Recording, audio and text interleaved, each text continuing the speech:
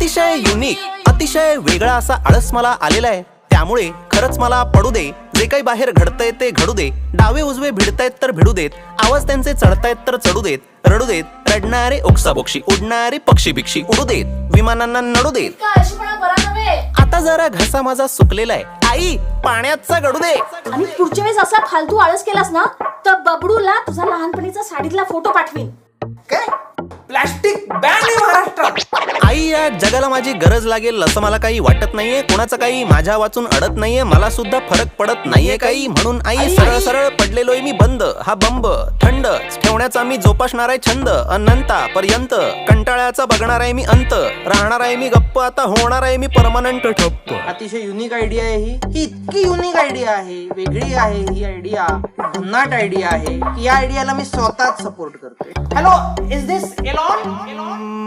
मला कोणीही उठव